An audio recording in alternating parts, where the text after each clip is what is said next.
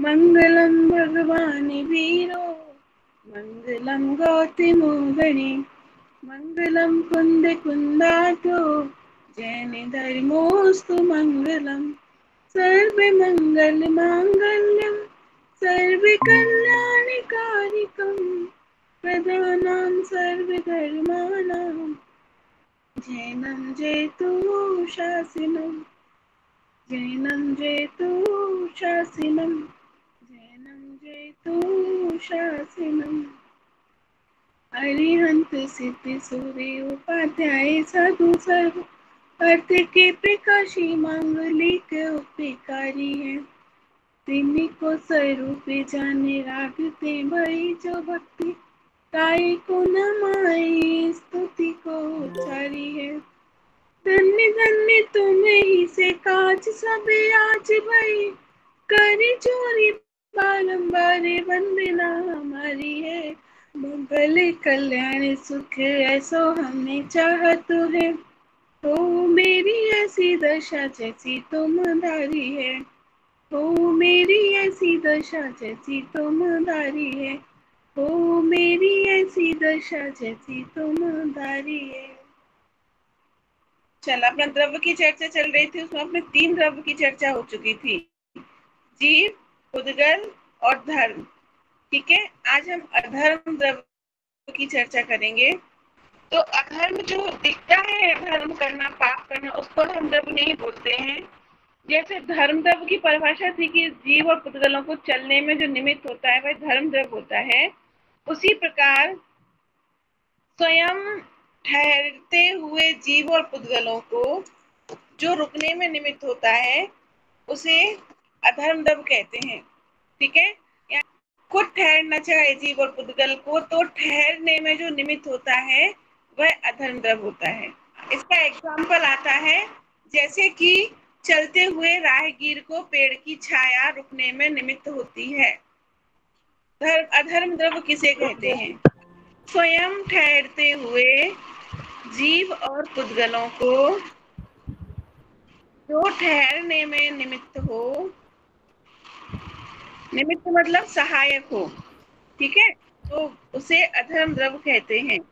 जैसे राहगीर को ठहरने के लिए वृक्ष की छाया।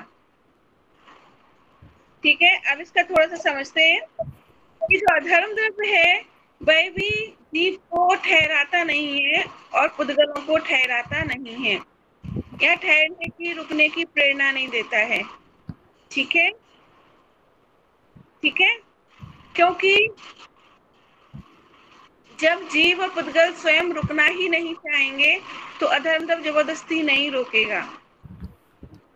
अगर जीव और पुद्गल खुद स्वयं, इन दोनों परिभाषाओं में, धर्म द्रव्य अधर्म द्रव्य की परिभाषा में एक शब्द सबसे प्रमुख है, वो है स्वयं। अगर स्वयं शब्द हटा देंगे तो पूरी परिभाषा उल्टी हो जाएगी, है ना, वस्तु व्यवस्था ही पूरी उल्टी हो जाएगी।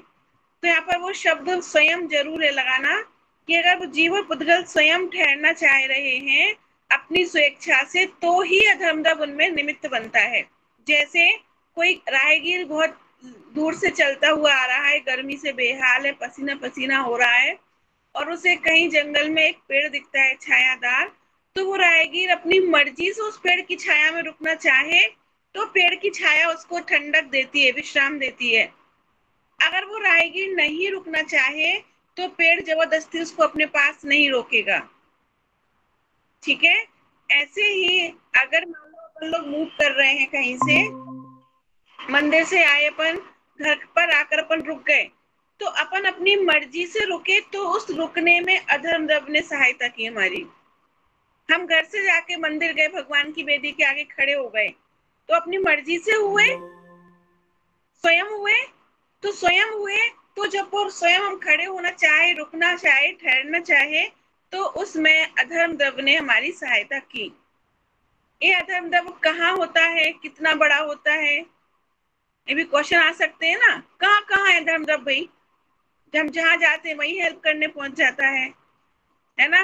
तो इस क्वेश्चन का आंसर है कि ये पूरे लोक प्रमाण है, पूरे 3 लोक में ठसाठस भरा हुआ है।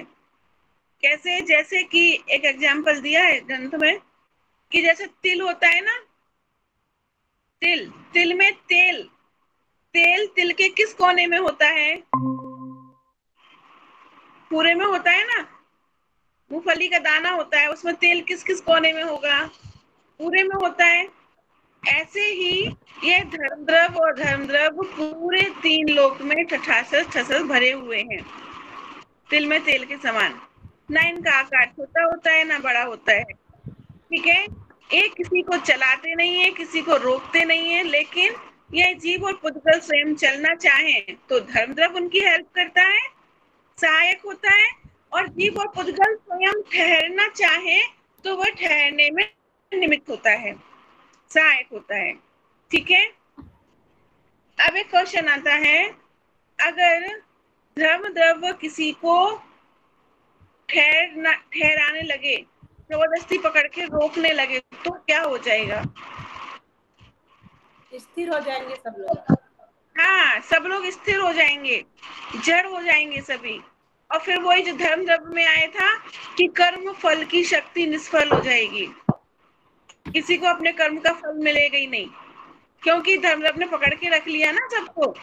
तो इससे सिद्ध होता है कि धर्मद्रव किसी को पकड़ के नहीं रोक सकता, ठीक है। और अगर धर्मद्रव की सत्ता को हम स्वीकार ही नहीं करें तो क्या हो जाएगा? रुक ही नहीं पाएंगे अपन कहीं, ठीक है, फिर हम रुक ही नहीं पाएंगे, चलते ही जाएंगे, चलते ही जाएंगे। तो भी सेम, धर्मद्रव और धर्मद्रव की सत्ता को अगर स्वीकार नहीं करते हैं तो कर्मफल शक्ति का सिद्धांत गलत हो जाएगा और हमें हमारे कर्मों की व्यवस्था का फल नहीं मिलेगा, जड़ता का दोष आ जाएगा, ठीक है। और कोई चीज मूव भी नहीं करेगा, गति नहीं करेगा, किसी को फल ही नहीं मिलेगा। जो नरक में वो नरक में रह जाएगा, स्वर्ग में वो स्वर्ग में ही रह जाएगा। यानी कि इससे मोक्ष की परंपरा का भी नाश हो जाएगा, जन्म मरण का भी परंपरा का भाव हो जाएगा, है ना। कितने सिद्धांत खंडित होंगे, पूरी वस्तु व्यवस्था खंडित हो जाएगी। इसलिए इन द्रव्यों का अस्तित्व हमें स्वीकार करना ही। स्टेशनरी वाला आकाश कैसे ऊपर हमें दिखता है, वो वाला आकाश है द्रव्य? अच्छा बता दो, जो ऊपर हमें आकाश दिखता है वो कौन सा द्रव्य है? जो नीला कलर है वो वर्ण में आएगा। हाँ, वो तो ठीक है, वर्ण में आएगा। हाँ, तो वर्ण कौन सा द्रव्य है? उद्गल का ही तो है। हाँ, ये पकड़ी ना परिभाषा से, जिसमें स्पर्श रस गंध वर्ण पाए जाते हैं, पुद्गल द्रव्य हाँ, होता है। उद्गल में जो पास पाए जाते हैं उसमें है ये वर्ण। आकाश का रंग नीला है, कभी सफेद हो जाता है, कभी क्लाउड बन जाते हैं तो काला काला सा ग्रे सा दिखने लगता है। तो आकाश उद्गल द्रव्य, जो ऊपर नीला आसमान दिखता है, ठीक है। उद्गल है। और तो जो समस्त द्रव्यों को यानी 6 द्रव्यों को रहने के लिए स्थान देता है उसे आकाश द्रव्य कहते हैं। वो आकाश द्रव्य हमारे आसपास ही विद्यमान है।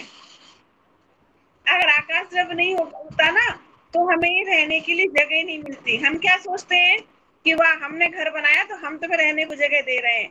अरे मिथ्या मान्यता है, मूड ऐसे आता है शास्त्र में, कहते हैं अरे पापी, अरे मिथ्या दृष्टि, तुमने रहने को स्थान नहीं दिया अपने बच्चों को, बीवी बच्चों को। आकाश द्रव्य ने स्थान दिया है रहने को। अगर आकाश द्रव्य नहीं होता तो कोई कहीं रहता ही नहीं, रह ही नहीं पाते हम सब, ठीक है। आकाश द्रव्य किसे कहते हैं? जो 6 द्रव्यों को या समस्त द्रव्यों को रहने का स्थान देता है उसे आकाश द्रव्य कहते हैं। अब ये आकाश द्रव्य रूपी है, अरूपी है, नित्य है, अनित्य है, क्या है? जरा बताओ मुझे। क्या आंखों से दिखता है आकाश द्रव्य जिसने हमें रहने को स्थान दिया है? आंखों से नहीं दिखता। आकाश द्रव्य अरूपी है, नित्य है और स्वयं प्रतिष्ठित है, यानी उसे किसी ने नहीं बनाया है, ठीक है, अनादि से है। आकाश का अर्थ होता है अवगाहन देना, ठीक है, अवकाश देना, अवगाहन देना। तो जिसमें अवगाहनत्व शक्ति होती है उसे आकाश द्रव्य कहते हैं। आकाश द्रव्य के 2 भेद होते हैं, लोकाकाश और अलोकाकाश। लोकाकाश मतलब लोक के जितने भाग में 6 द्रव्य पाए जाते हैं वह लोकाकाश है। लोक के जितने भाग का मीन्स मतलब है लोक के अंदर, लोक की संरचना के अंदर वाला जो हिस्सा है वह तो है लोकाकाश। क्योंकि उसके अंदर ही 6 द्रव्य हैं। ठीक है, लोक के बाहर केवल आकाश द्रव्य पाया जाता है, इसलिए वह अलोकाकाश है। या लोकाकाश के बाहर जो अनंत आकाश है वही अलोकाकाश है। 2 परिभाषाएं बता दी मैंने। तो ये 3 लोक का नक्शा होता है ना, 3 लोक के अंदर के हिस्से को उसमें 6 द्रव्य होते हैं, इसलिए उसको लोकाकाश बोलते हैं। और 3 लोक के बाहर का जो खाली स्पेस है, वहां पर सिर्फ एक आकाश द्रव्य होता है, तो वह अलोकाकाश होता है। ठीक है, चलो आगे बढ़े। काल द्रव्य किसे कहते हैं? जो सभी द्रव्यों के परिणमन में निमित्त होता है वह काल द्रव्य। निमित्त मतलब सहकारी होता है, सहायता करता है। परिणमन का अर्थ समझते हैं, परिवर्तन, यानी निरंतर बदलना बदलना बदलना बदलना बदलना। ठीक है, जैसे अभी मेरी उंगली भी घूम रही है ना, तो ये भी परिवर्तन हो रहा है। ठीक है, यहाँ थी, फिर यहाँ आ गई, फिर यहाँ, फिर यहाँ, फिर यहाँ, फिर यहाँ, परिवर्तन हो रहा है। तो इसमें निमित्त होता है काल द्रव्य। काल मतलब समय। ठीक है, काल सिंपल होता है, समय होता है। भाई अभी उंगली यहाँ पर है, अगले ही समय यहाँ पर आ जाएगी, उसके अगले समय यहाँ, उसके अगले समय यहाँ, और एक बार जो समय आगे बीत गया वो समय लौट के नहीं आएगा। ठीक है, अब इसमें क्या कहते हैं कि 6 द्रव्यों में जो परिणमन होता है वो अपने आप होता है, स्वतंत्र रूप से होता है ना, लेकिन फिर भी काल द्रव्य उसमें निमित्त होता है। अगर काल द्रव्य नहीं हो तो परिवर्तन नहीं हो। ठीक है, इसका एग्जाम्पल है जैसे कुम्हार का वो चाक घूमता है, कुम्हार का चाक घूमने में चाक के नीचे जो कील लगी होती है ना, इस कील पे जो चाक कुम्हार का रहता है, अगर वो कील नहीं हो तो वो चाक घूमे ही नहीं कुम्हार का। समझ में आ गया? जैसे अपनी गाड़ी होती है ना, 4 व्हीलर 2 व्हीलर, तो गाड़ी में टायर घूमते हैं, जो टायर घूमने के लिए भी उनके वो जुड़े होते हैं ना, दूसरे अलाइनमेंट से जुड़े होते हैं। अगर वो जुड़े नहीं तो टायर घूम नहीं सकता, अधर में तो घूमेगा नहीं ना टायर। अगर मान लो जुड़ा नहीं हो अलाइनमेंट, टायर तो घूमेगा थोड़ी गाड़ी का। घूमने के लिए कुछ चाहिए ना उसे। ऐसे कुम्हार का चाक घूमने के लिए कील लगी होती है उसके चाक में नीचे, तो उस कील की धुरी पे वो चाक घूमता है कुम्हार का, उस पे वो मटका बनाता है, बर्तन बनाता है। अगर वो कील नहीं हो तो वो चाक नहीं घूमे, लेकिन वो कील भी चाक को घुमाती नहीं है, ये भी बात ध्यान रखना। समझ जैसे में? घड़ी भी तो हो गई, घड़ी की सुई। हाँ, कोई भी चीज घड़ी की सुइयां नहीं घूमती है, तो उससे जुड़ी हुई है। एक पिन से तीनों सुइयां जुड़ी हुई हैं, तभी वो घूम रही हैं। तो यहाँ पर क्या कह रहे हैं कि वो जैसे जैसे वो कुम्हार के उसमें चाक में कील लगी होती है, तो वो कील चाक को घुमाती नहीं है जबरदस्ती, बलात् नहीं घुमाती, जबरदस्ती नहीं घुमाती कि चल आप घूम, तुझे घूमना ही पड़ेगा, है ना। लेकिन जब चाक के घूमने की योग्यता होती है, चाक का परिणमन निश्चित होता है, घूमना होता है, तब मैं कील उसमें निमित्त बनती है। समझ में आया? ऐसे ही जो समस्त द्रव्यों का परिणमन है, जीव का भी परिणमन है, पुद्गल का भी परिणमन है। अब चूंकि जीव का पुद्गल हमें दिखता नहीं है, तो जीव का परिणमन हमें समझ नहीं आता, है ना। बाकी और द्रव्य दिखते नहीं तो उनका परिणमन हमें समझ में धीरे आता है या बाद में आता है। सबसे हमें आंखों से कौन सा द्रव्य दिखता है? आंखों से दिखने वाला एकमात्र द्रव्य है पुद्गल द्रव्य। ठीक है, तो पुद्गल द्रव्य का परिणमन हमारी पकड़ में जल्दी आता है। जैसे वही कोई साड़ी है, एक कपड़ा है, नया लिया था, नए से पुराना होगा, पुराने से और जीन्स सीन होगा, फट जाएगा, पोंछा बन जाएगा। तो उसमें जो परिणमन हुआ वो हमें दिखा ना, समझ आया ना।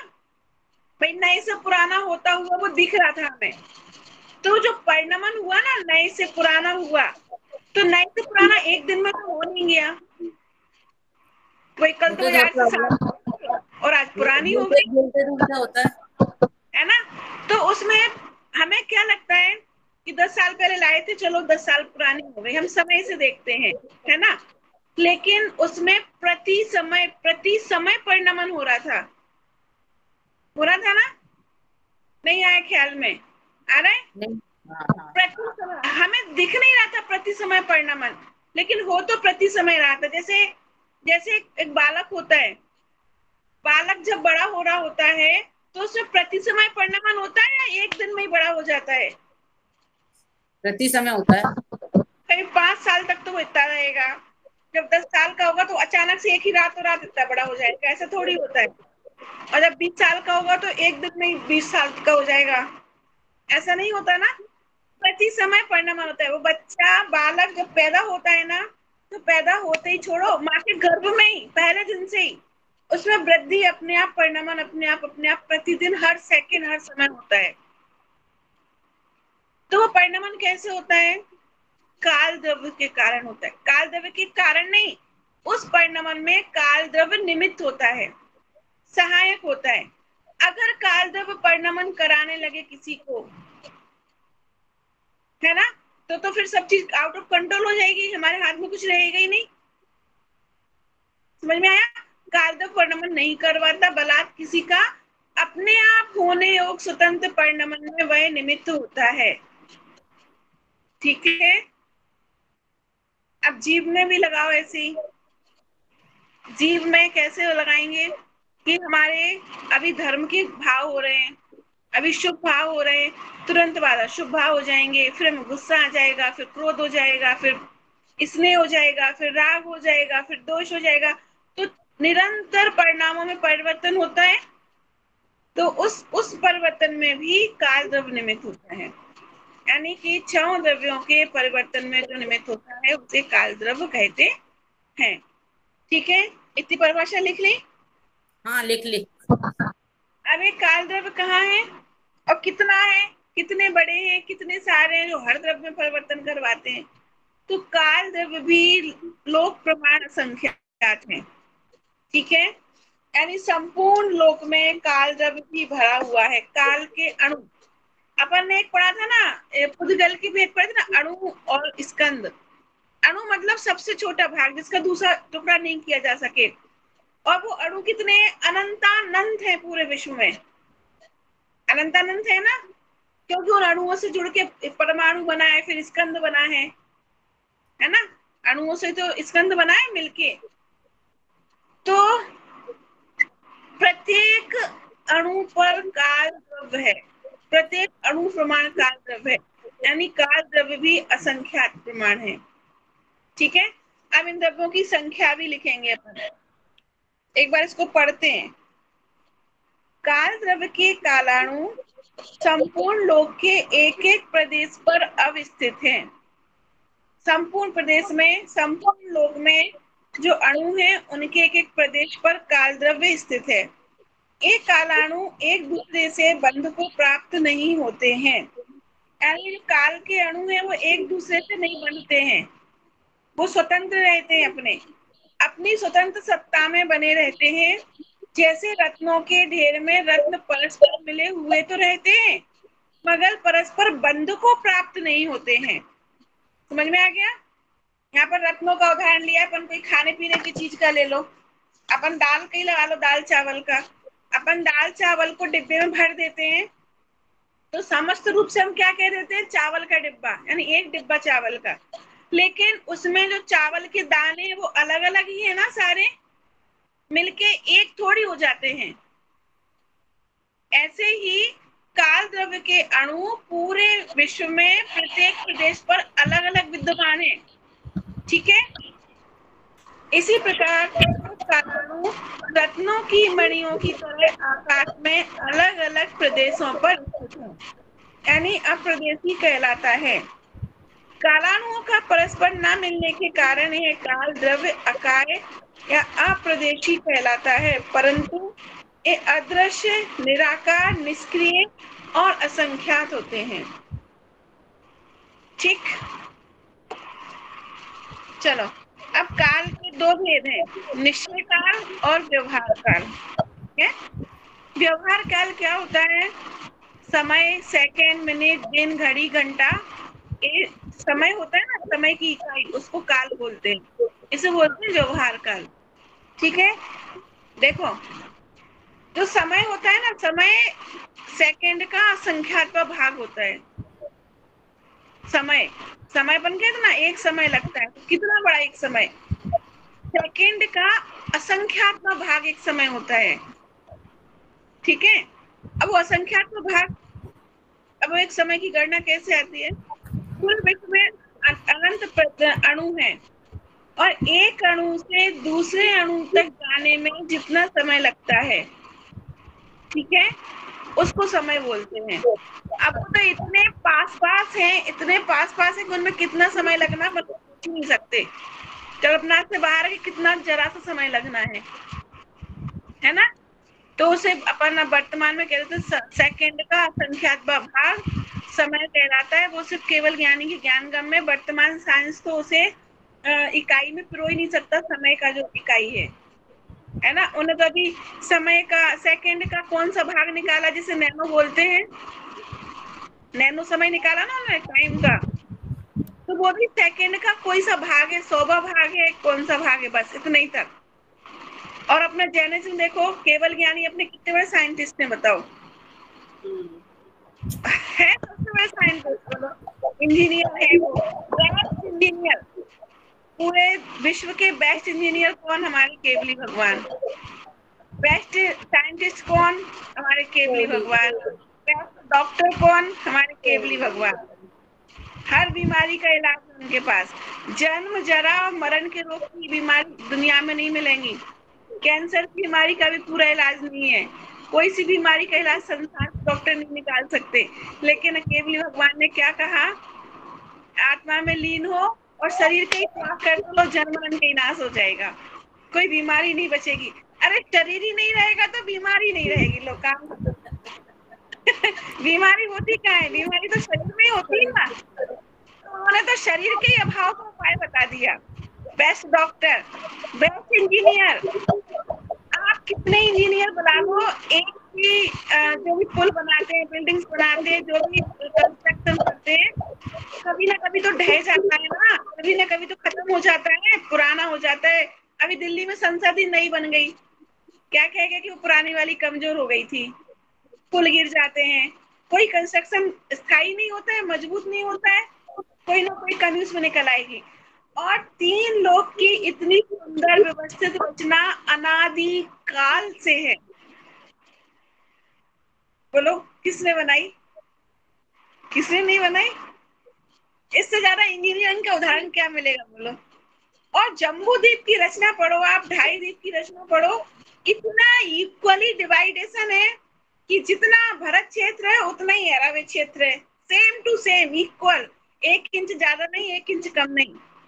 और लड़ाई झगड़ा नहीं, ये भी देखो आप, जो बाउंड्री बना रखी है ना पर्वतों की, 6 पर्वत से 7 क्षेत्र बन गए, कोई लड़ाई नहीं, कोई झगड़ा नहीं। जिसमें तो 4 निकाय के उसमें वो होते हैं देव, मनुष्य भी होते हैं, त्रियंची भी होते हैं। कभी तो देव नहीं कहते कि हमारी बाउंड्री में आएगा, या मनुष्य लड़ते कि हमारी बाउंड्री में आएगा। कितना निष्पक्ष कंस्ट्रक्शन है, बोलो, अनाथ है वो, है ना। और साइंस, साइंस तो है ही, सारा साइंस तो अपने जैन में ही है, शास्त्र में ही है, इससे बेस्ट तो कहीं हो ही नहीं सकता।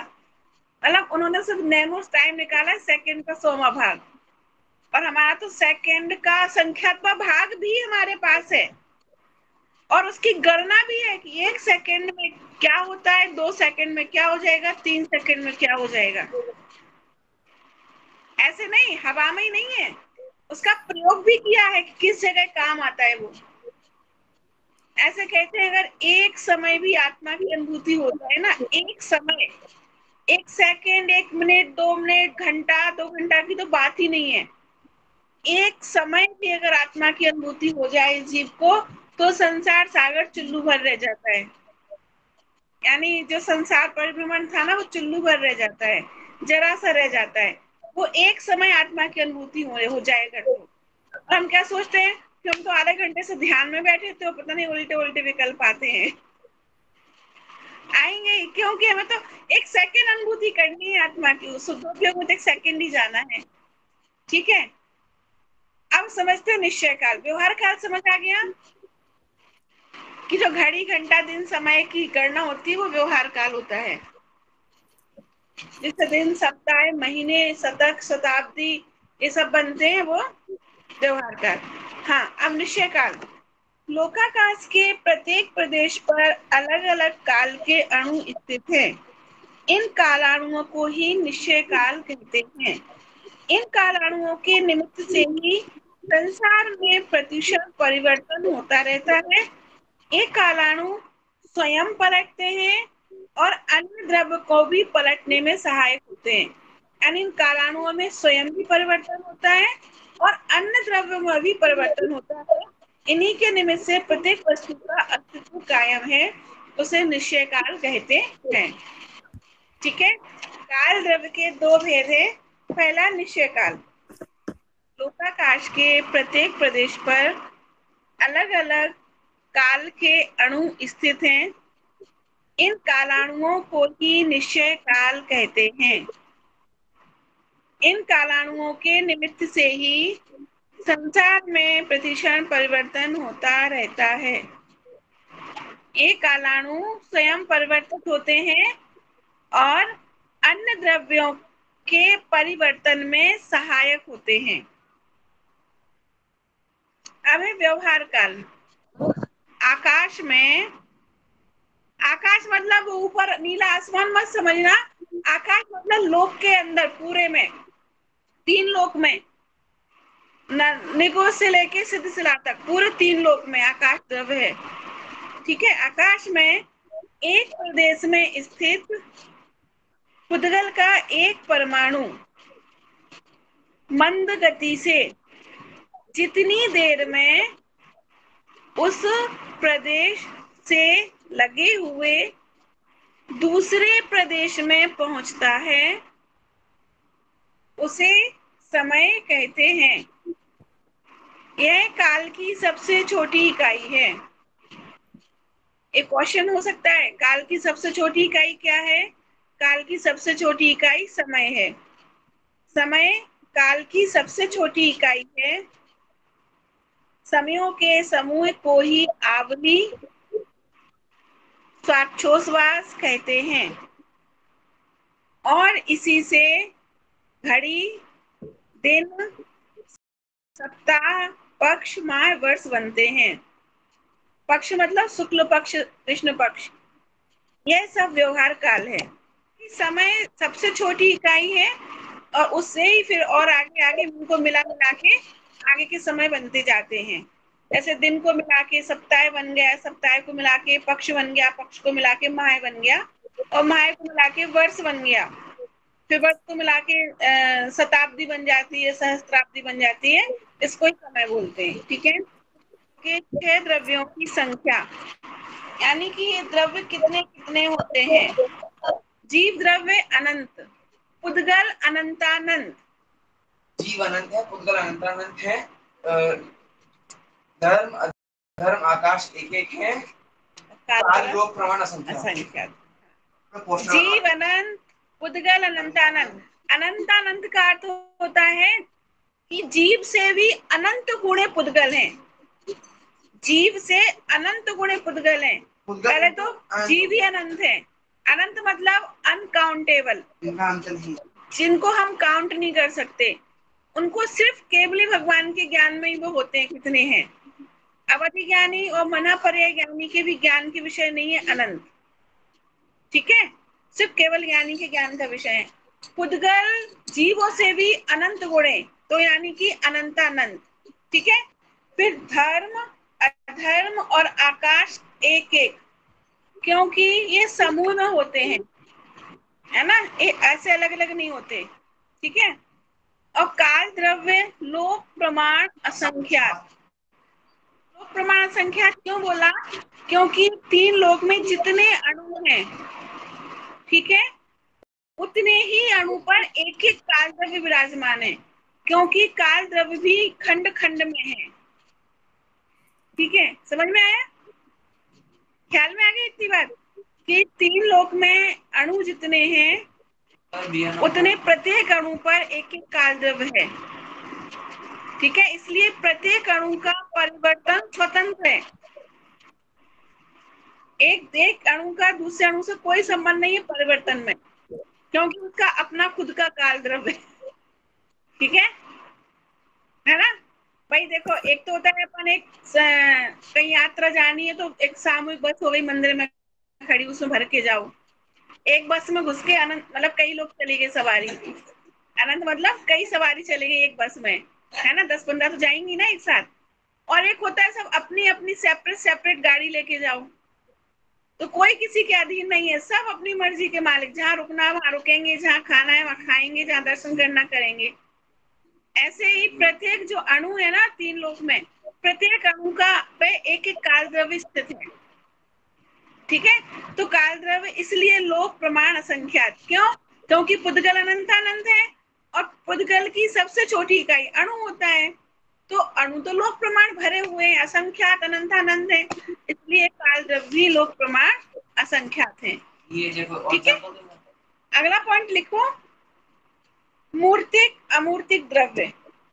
पुद्गल द्रव्य मूर्तिक है, क्योंकि पुद्गल द्रव्य को हम इंद्रियों से जान सकते हैं। एक मूर्तिक द्रव्य की परिभाषा होती है, जिस पदार्थ को हम इंद्रियों से जान सकते हैं वह मूर्तिक होता है। तो पुद्गल द्रव्य मूर्तिक है क्योंकि पुद्गल द्रव्य को हम इंद्रियों से जान सकते हैं।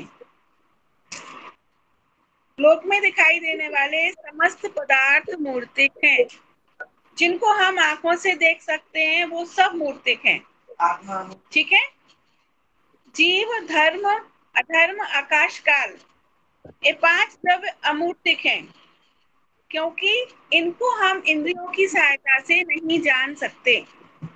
अमूर्तिक, जिनका कोई रूप नहीं है, जिनको हम आंखों से देख नहीं सकते, कानों से सुन नहीं सकते, जिनका कोई आकार नहीं होता, वो अमूर्तिक। रूपी मतलब मूर्तिक, अरूपी मतलब अमूर्तिक। ठीक है, रूपी मतलब जिनका कोई रूप हो, जो हमें दिख सके, और अरूपी मतलब अमूर्तिक, जिनका कोई रूप नहीं, जो हमें नहीं दिखते हैं। ठीक है, निज निधि निज ने बताई ये अनंत उपकार है, के लिए जिन बामिना वंदना प्रतिवारे, जावानी के ज्ञान से सुझे लोका दो वाणी मस्तक नमोस्कार दो, हे जिनवाणी भारती तो दिन गए, जो तेरी शरणा गए सो पावे सुख चैन। नमोकार मन नमोवार।